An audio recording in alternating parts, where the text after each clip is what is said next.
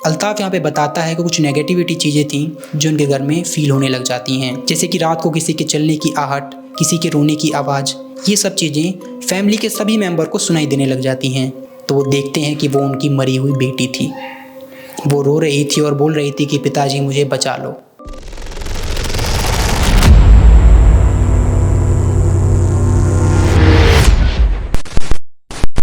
ये कहानी आज से कुछ साल पहले मुझे मेरे दोस्त अल्ताफ ने सुनाई थी, जो कि उसकी रियल स्टोरी है। होता यूँ है कि उसके पिताजी काम के सिलसिले से दुबई जाते हैं और उनका काम वहाँ पर काफ़ी अच्छा चलने लग जाता है, जिससे वो अपनी फैमिली को भी वहीं बुला लेते हैं। अल्ताफ की फैमिली में अल्ताफ, उसकी 2 बहनें, मम्मी पापा और दादी थी। अल्ताफ के पिताजी सबको दुबई बुला लेते हैं और कुछ ही सालों में उनका काम काफ़ी अच्छा चलने लग जाता है। अल्ताफ के पिताजी वहाँ पर एक नया घर ले लेते हैं और वो लोग काफ़ी खुशी से वहाँ पर रहने लग जाते हैं। अल्ताफ बताता है कि उसके पड़ोस में एक और फैमिली रहती थी जो उनके साथ काफ़ी घुल मिल जाती है। उस घर में एक लड़की थी जिसकी अल्ताफ की बहनों के साथ काफ़ी अच्छी दोस्ती हो जाती है, लेकिन अल्ताफ बताता है कि वो लड़की थोड़ा अजीब बिहेव करती थी। जब मैंने अल्ताफ से पूछा कि किस तरह का बिहेव करती थी, तो अल्ताफ बताता है कि वो कुछ रिचुअल परफॉर्म करती थी, मतलब कुछ तंत्र विद्याएं उसको आती थी जो कि उसकी नानी ने उसको सिखाई थी। अल्ताफ बताता है कि इस कहानी की शुरुआत तब होती है जब वो लड़की उसकी बहनों से बोलती है कि चलो हम एक काम करते हैं कि एक रिचुअल गेम खेलते हैं, लेकिन उसकी बहनें ये करने से साफ इनकार कर देती हैं। कुछ समय ऐसे ही निकलता है, लेकिन वो लड़की रोज उनसे वही करने के लिए बार बार बोलती थी और उस लड़की के बहुत मनाने के बाद अल्ताफ की बहनें भी उस रिचुअल के लिए हाँ कर देती हैं। और एक दिन ऐसा समय आता है कि अल्ताफ, उसके पापा, मम्मी और दादी किसी शादी में जाते हैं, लेकिन दोनों बहनें घर पे ही रुक जाती हैं और वो उस लड़की को भी रात को अपने घर सोने के लिए बुला लेती हैं। लेकिन रात में कुछ ऐसा होता है जिसे देखने के बाद अल्ताफ की छोटी वाली बहन काफ़ी डर जाती है। जैसे ही रात को उसकी आंख खुलती है तो अपने बगल में देख पाती है कि उसकी पड़ोस की जो लड़की थी वो गायब थी। वो बाहर निकलकर उसको ढूंढती है, लेकिन वो लड़की कहीं नहीं मिलती। तभी उसकी नज़र टेरेस वाले रूम पर जाती है तो वो देखती है कि उसकी लाइट जली हुई है। वो छत पे जाती है तो वो देखती है कि वो लड़की मोमबत्ती जलाकर वहाँ पर कुछ रिचुअल परफॉर्म कर रही होती है। ये देखने के बाद अल्ताफ की छोटी बहन काफ़ी डर जाती है और उससे बोलती है कि तुम ये क्या कर रही हो, लेकिन इस पर वो लड़की बोलती है कि तुम भी आ जाओ और इस गेम को खेलो। लेकिन अल्ताफ की छोटी बहन उसे ये करने से मना कर देती है, लेकिन उस लड़की के काफ़ी बोलने के बाद अल्ताफ की छोटी बहन इस गेम को खेलने के लिए तैयार हो जाती है और वो बोलती है कि चलो बड़ी बहन को भी बुला लिया जाए।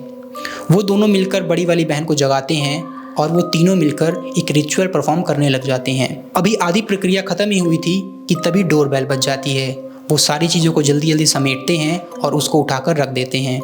दरवाज़ा खोलकर देखते हैं तो उनकी फैमिली आ चुकी थी। उनकी फैमिली को सुबह आना था, लेकिन किसी रीज़न की वजह से वो रात में ही आ जाते हैं। लेकिन ये सारी घटनाएं वो अपनी फैमिली को नहीं बताती और वो दिन था जिस दिन से इनके घर में बुरा वक्त शुरू हो जाता है। अल्ताफ यहाँ पे बताता है कि कुछ नेगेटिविटी चीज़ें थी जो उनके घर में फील होने लग जाती हैं, जैसे कि रात को किसी के चलने की आहट, किसी के रोने की आवाज़। ये सब चीज़ें फैमिली के सभी मेंबर को सुनाई देने लग जाती हैं। लेकिन अल्ताफ यहाँ पर यह भी कहता है कि फैमिली के सारे मेंबर किसी से कोई बात नहीं बता रहे होते। रात को सबको आवाज़ें आ रही थी, लेकिन कोई किसी से कुछ नहीं बोलता। लेकिन एक दिन डिनर करते वक्त अल्ताफ के पिताजी बोलते हैं कि शायद मुझे कुछ हो गया है। मुझे रात को सोने के बाद किसी के रोने की आवाज़ आती है और किसी के चलने की आहट। और ये सुनने की देर थी कि घर के सारे मेंबर्स इस बात पर एग्री हो जाते हैं। सब अपना अपना एक्सपीरियंस उनके साथ शेयर करने लग जाते हैं। उनकी फैमिली को लगता है कि शायद उनका वहम होगा और वो इस बात पर ज़्यादा ध्यान नहीं देते। और अल्ताफ यहाँ पर ये बताता है कि कुछ समय के बाद उसकी बड़ी बहन के साथ कुछ गलत घटनाएं होने लग जाती हैं। वो यहाँ पर यह भी बताता है कि ऐसा लग रहा था जैसे वो किसी चीज़ से पोजेस हो गई हो। वो दीवार को खरोचती थी, अपने आप से बातें करती थी और अजीब अजीब एक्टिविटीज़ करने लग गई थी। अल्ताफ की फैमिली उसकी बहन को काफ़ी बड़े बड़े डॉक्टर्स के पास लेकर जाते हैं, लेकिन कोई भी डॉक्टर उसकी बीमारी का पता लगा नहीं पा रहा था। और एक वक्त तो ऐसा आ गया था जब अल्ताफ की बहन की हालत काफ़ी ख़राब हो जाती है। लेकिन अल्ताफ यहाँ पर यह बताता है कि एक दिन कुछ ऐसा हुआ जिसने उसकी फैमिली को बिल्कुल हिला कर रख दिया। वो बताता है कि जैसे ही मेरी छोटी बहन घर में आती है, वो देखती है कि उसकी बड़ी बहन बेड पर बैठी हुई थी और वो उसकी तरफ घूर रही थी और वो बोल रही थी कि मैं इसको नहीं छोड़ूंगा, मैं इसे अपने साथ ले जाऊंगा। और ये बोलते ही वो अपने हाथ से अपनी गर्दन घुमा देती है और वो इतनी तेज गर्दन घुमाती है जिससे उसकी गर्दन की हड्डी टूट जाती है और वो वहीं पर मर जाती है। उसकी छोटी बहन ये दृश्य देख नहीं पाती और दौड़कर चिल्लाती हुई घर से बाहर निकलती है और अपनी फैमिली के सारे मेंबर्स को उस रूम में लेकर आती है। जब सारे लोग उस दृश्य को देखते हैं तो मानो ऐसा लगता है जैसे सबको सांप सूंघ गया हो। सारे के सारे अपनी जगह पर बिल्कुल स्थिर हो जाते हैं और उसकी छोटी बहन से जब पूछते हैं तो वो बताती है कि जब मैं रूम में आई तब ये मर चुकी थी। वो उनको झूठ बोल देती है। कुछ दिन ऐसा ही निकलता है। उनकी जो विधि वगैरह होती है वो लोग विधि करते हैं और उसकी बहन को जो भी दफनाना होता है, जो भी विधियाँ उनमें लोगों में होती हैं वो लोग करते हैं और समय निकलता जाता है। बस बदलता नहीं तो एक समय वो था नेगेटिविटी ने अभी भी इनका साथ नहीं छोड़ा था। वो कहीं ना कहीं इनके साथ अभी भी उस घर में मौजूद थी। अभी भी रात को उसी तरह की एक्टिविटीज़ जो होती थी वो हो रही थी। और आखिर में परेशान होकर घर वाले ये फैसला करते हैं कि हम किसी ऐसे मौलवी बाबा के पास जाएंगे जो हमें इसका निवारण बता सकें। वो एक मौलवी के पास जाते हैं तो मौलवी ने बताता है कि ये चीज़ कहीं से आई नहीं, इसको बुलाया गया है और ये तब तक शांत नहीं बैठेगी जब तक फैमिली के हर एक मेंबर को मार नहीं देती। ये सुनने के बाद उसकी फैमिली काफ़ी डर जाती हैं और ये फैसला करते हैं कि अब हम इंडिया वापस शिफ्ट हो जाएंगे। लेकिन अल्ताफ़ के जो पिता थे वो इस बात को मानने के लिए तैयार ही नहीं थे कि ऐसी भी कोई चीज़ होती है। फैमिली के सारे मेंबर ये चाहते थे कि हम लोग इंडिया शिफ्ट हो जाएं, बस अल्ताफ़ के पिता को छोड़कर। लेकिन एक दिन रात को अल्ताफ़ के पिता कुछ ऐसा देख लेते हैं जिसे देखने के बाद अल्ताफ़ के पिता भी इस चीज़ पर एग्री हो जाते हैं। अल्ताफ़ बताता है कि एक दिन रात को पिताजी को प्यास लगती है और वो पानी पीने के लिए ऊपर वाले फ्लोर से नीचे आते हैं।